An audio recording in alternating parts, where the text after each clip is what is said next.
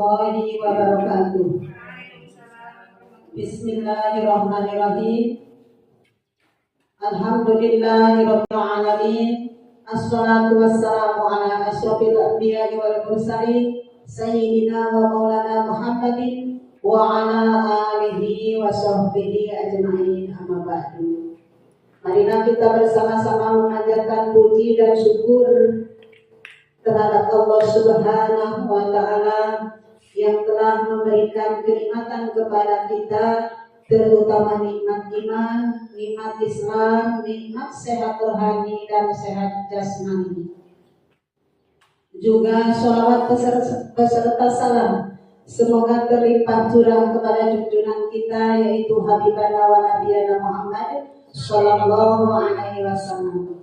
Juga kepada keluarganya, kepada sahabat-sahabatnya, juga kita selaku umatnya mendapat syafaat di yaumil akhir. Amin.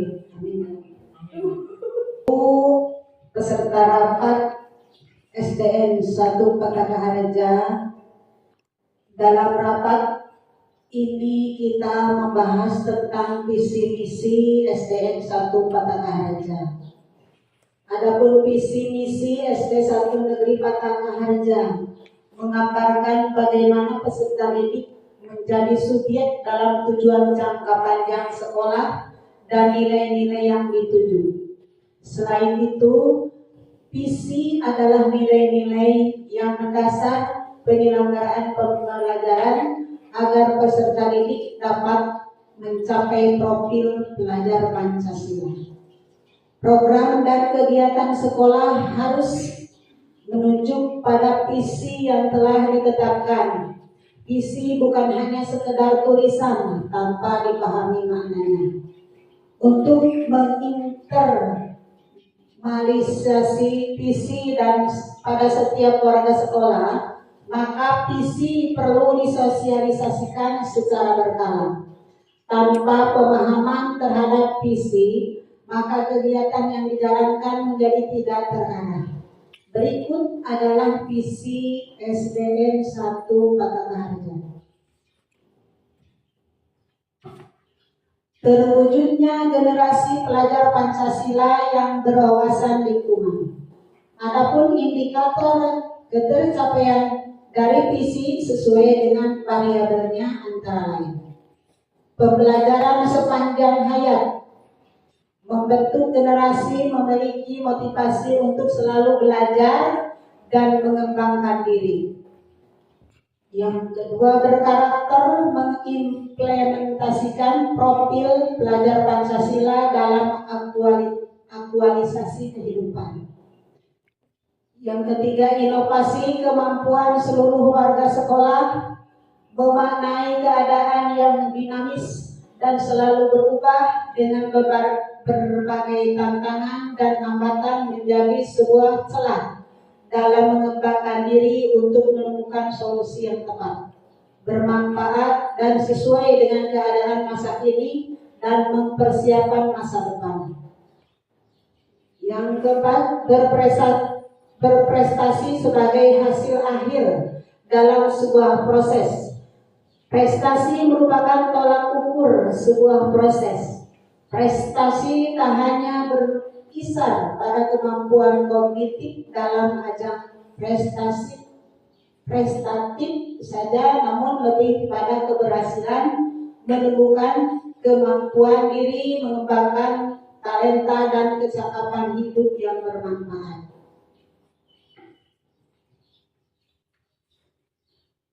Yang selanjutnya, misi. Yang pertama, menanamkan keimanan dan ketakwaan melalui ajaran agama seperti kegiatan sholat berjamaah dan pembacaan tahdid di sekolah. Yang kedua, melaksanakan keteladanan dan pembiasaan akhlak mulia.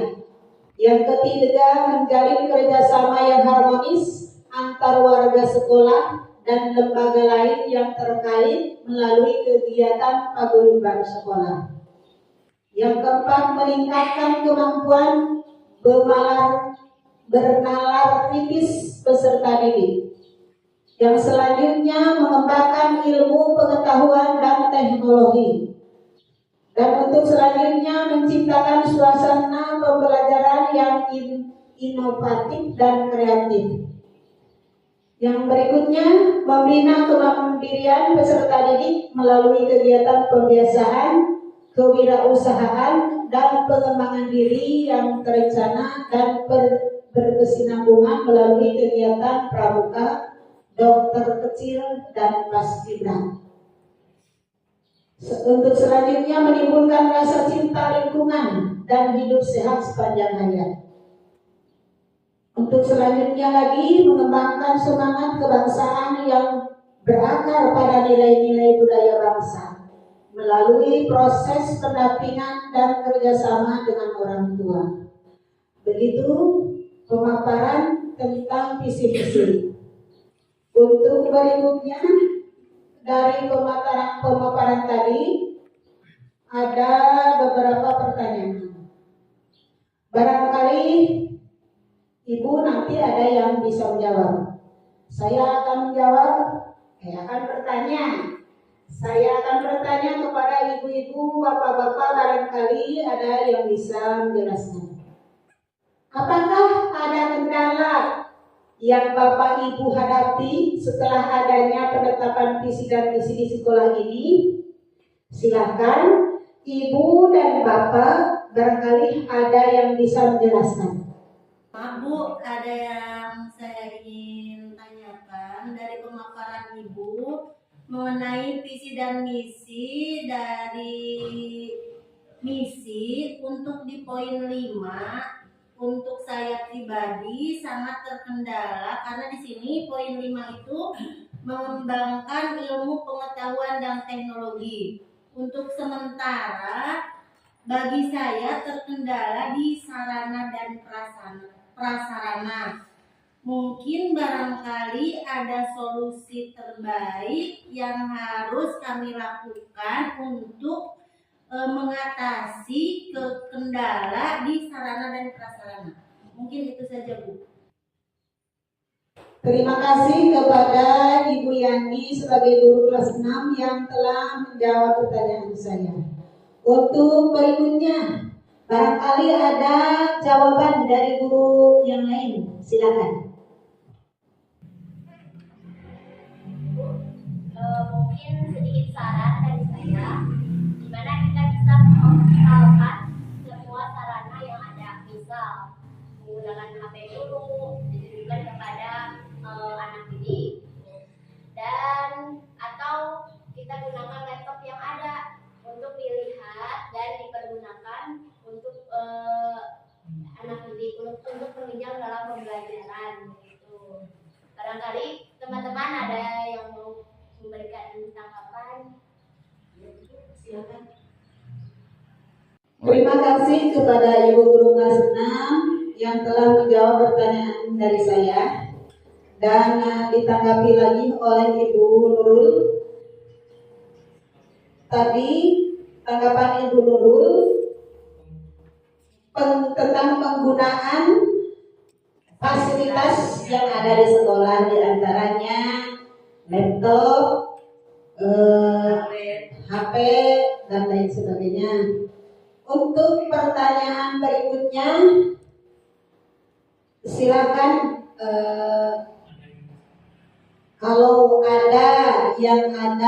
kalau yang lain ada yang bertanya lagi, silakan. Ada sedikit pertanyaan dari saya tentang misi poin 1 ya, tentang menanamkan keimanan dan ketakwaan. Upaya kita untuk menerapkan kebiasaan baik sholat berjamaah dan juga pembacaan takbir. Kira-kira seperti apa baiknya supaya bisa optimal gitu. Soalnya banyak anak yang kadang banyak anak yang beralasan halangan atau tidak membawa alat sholat. Terima kasih pertanyaannya Ibu Nurul. Untuk menjawab pertanyaan Ibu Nurul, silahkan sebaiknya dari guru agama. Silahkan alasannya apa? Baik, saya mencoba untuk sedikit mengulas tentang ini karena memang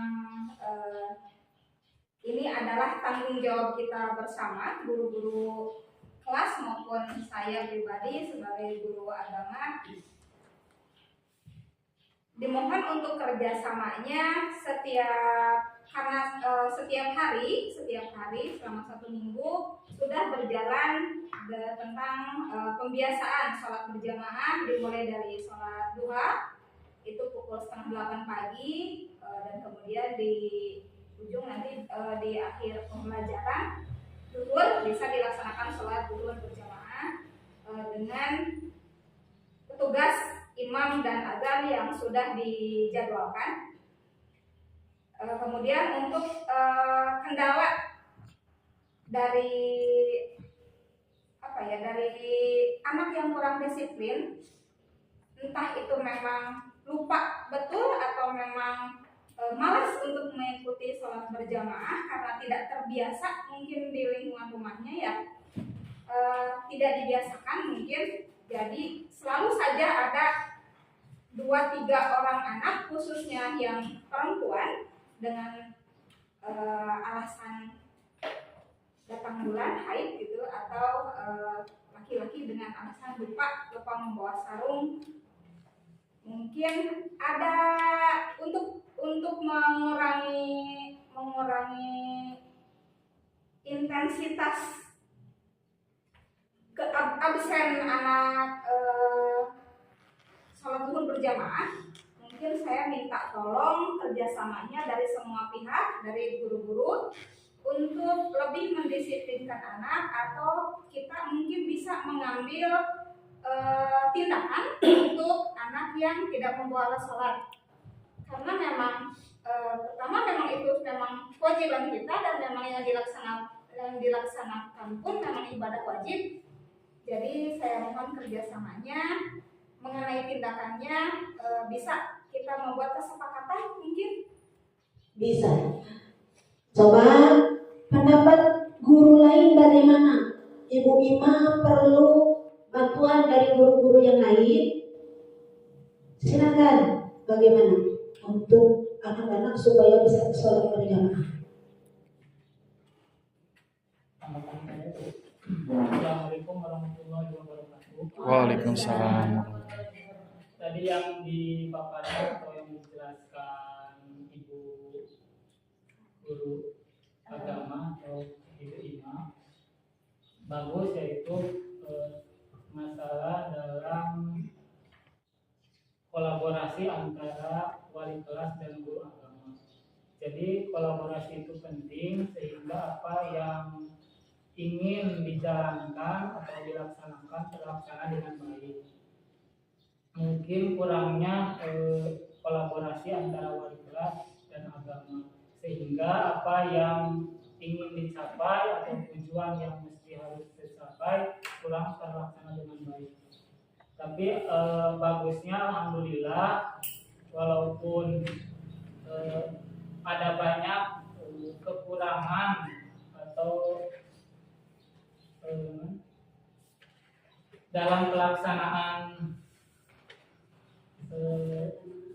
keagamaan atau berjamaah sholat ini, sehingga kita tahu apa kendala yang mesti kita laksanakan sebagai wali kelas. Dalam artian wali kelas menginstruksikan bagaimana waktu atau jam berapa harus keluar dari kelas, termasuk untuk melaksanakan sholat berjamaah. Terima kasih Pak Ip sebagai guru kelas 4. Saya menyarankan kepada guru-guru, maaf ya, semuanya harus aktif membantu guru agama supaya anak-anak disiplin menjalankan ibadah. Dan ini di sekolah sebagai latihan, bantulah Ibu Ima supaya anak-anak semuanya ikut berjamaah. Terima kasih kepada guru-guru semuanya untuk bantuan supaya berjalan ibadah di SDN 1 Pertengahan ini.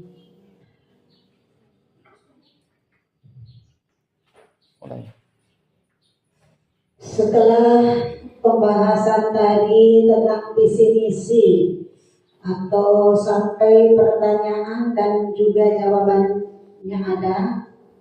Yang pertama tadi pertanyaan tentang fasilitas sekolah,